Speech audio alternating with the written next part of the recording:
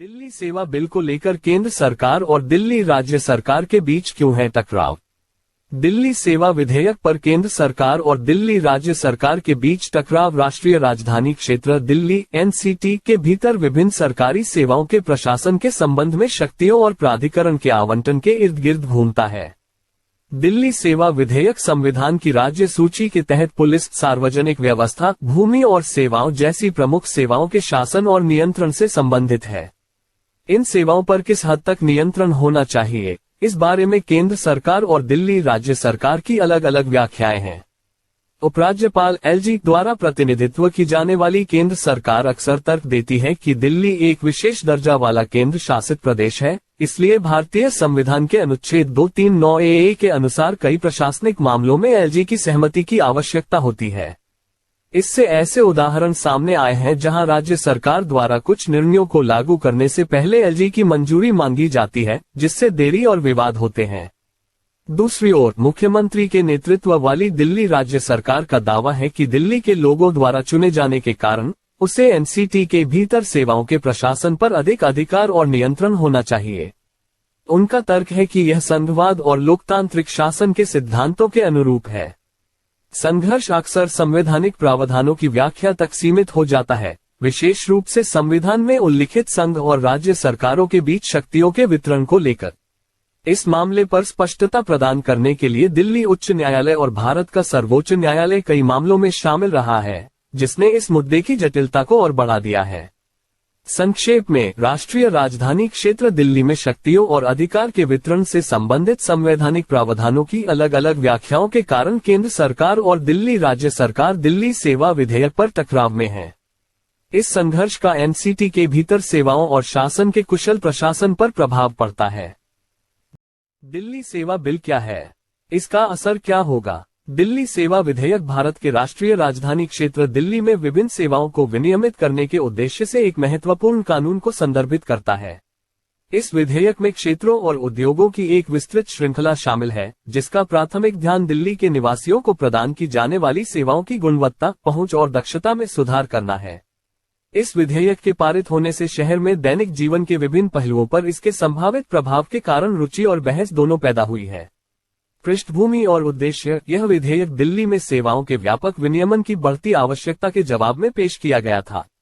पिछले कुछ वर्षों में शहर में तेजी से शहरीकरण और जनसंख्या वृद्धि देखी गई है, जिससे स्वास्थ्य देखभाल, शिक्षा, परिवहन, अपशिष्ट प्रबंधन और अन्य जैसी विभिन्न सेवाओं की मांग में वृद्धि हुई है। हालांकि इन सेवाओं की गुणवत्ता और पहुंच अक्सर असंगत रही है, जिससे निवासियों के बीच चिंताएं पैदा होती हैं। दिल्ली सेवा विधेयक के मुख्य उद्देश्य इस प्रकार हैं। सेवा मानक: विधेयक का उद्देश्य विभिन्न क्षेत्रों के लिए स्पष्ट और लागू करने योग्य सेवा मानक स्थापित करना है। इसमें प्रतिक्रिया समय, सेवा की गुणवत्ता, सुरक्षा उपाय और बहुत कुछ के लिए मानक स्थापित करना शामिल है।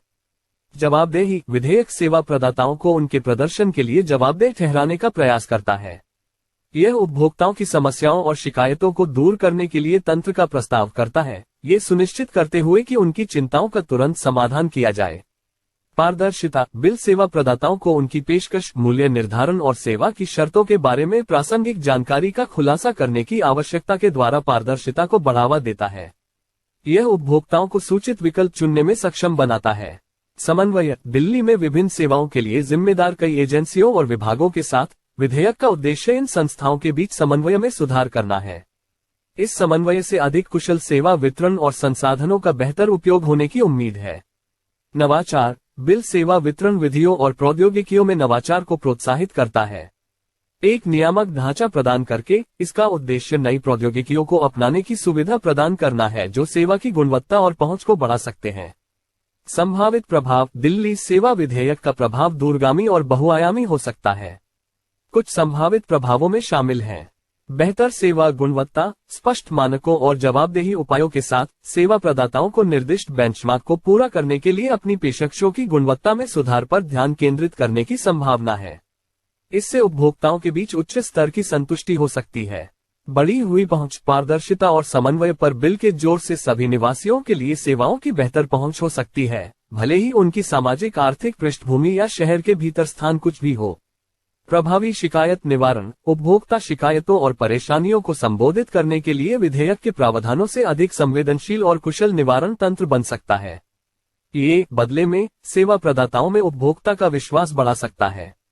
नवाचार को बढ़ावा, नवाचार को प्रोत्साहित करने वाला एक नियामक ढांचा प्रदान करके बिल नई प्रौद्योगिकियों के विकास और अपनाने और सेवा वितरण के दृष्टिकोण को बढ़ावा दे सकता है, जिससे संभावित रूप से अधिक कुशल और प्रभावी सेवाएं प्राप्त हो सकती हैं। आर्थिक निहितार्थ, सेवाओं की बेहतर गुणवत्ता और पहुंच से शहर पर सकारात्मक आर्थिक प्रभाव पड़ सकते हैं। उन्नत सेवाएं व्यवसायों, प्रतिभाओं और निवेश को आकर्षित कर सकती हैं, जो समग्र आर्थिक विकास में योगदान कर सकती हैं। पारित होने के कारण दिल्ली सेवा विधेयक के पारित होने में कई कारकों ने योगदान दिया। बढ़ता शहरीकरण, दिल्ली के तीव्र शहरीकरण ने मौजूदा सेवा वितरण प्रणालियों को प्रभावित किया है। इन चुनौतियों के प्रबंधन के लिए एक व्यापक नियामक ढांचे की आवश्यकता स्पष्ट हो गई। जनता की मांग, दिल्ली के निवासी सेवा प्रदाताओं से बेहतर गुणवत्ता वाली सेवाओं और बढ़ी हुई जवाबदेही की मांग कर रहे हैं। इस सार्वजनिक दबाव ने संभवतः नीति निर्माताओं को कानून के माध्यम से इन चिंताओं को दूर करने के लिए प्रभावित किया। प्रशासनिक दक्षता, विधेयक विभिन्न एजेंसियों के बीच समन्वय को बढ़ावा देकर सेवा वितरण को सुव्यवस्थित करने का प्रयास करता है। इसके परिणामस्वरूप अधिक कुशल संसाधन आवंटन और उपयोग हो सकता है। राजनीतिक इच्छाशक्ति, दिल्ली के निवासियों की जरूरतों को संबोधित करने के लिए राजनीतिक नेतृत्व की प्रतिबद्धता ने संभवतः विधेयक के पारित होने में महत्वपूर्ण भूमिका निभाई। विधेयक के उद्देश्य दिल्ली के लोगों के जीवन की गुणवत्ता में सुधार लाने के लक्ष्य के अनुरूप है। अंतर्राष्ट्रीय प्रथाएं, इस बिल ने दुनिया के अन्य हिस्सों में सफल सेवा विनियमन प्रथाओं से प्रेरणा ली होगी। अन्य शहरों के तुलनात्मक अध्ययन और सर्वोत्तम प्रथाओं से विधेयक का मसौदा तैयार करने में मदद मिल सकती थी। निष्कर्षतः दिल्ली सेवा विधेयक शहर में विभिन्न सेवाओं को विनियमित करने और बढ़ाने की दिशा में एक महत्वपूर्ण कदम का प्रतिनिधित्व करता है। सेवा की गुणवत्ता, पहुंच और जवाबदेही पर इसका संभावित प्रभाव दिल्ली के निवासियों के जीवन में सकारात्मक बदलाव ला सकता है।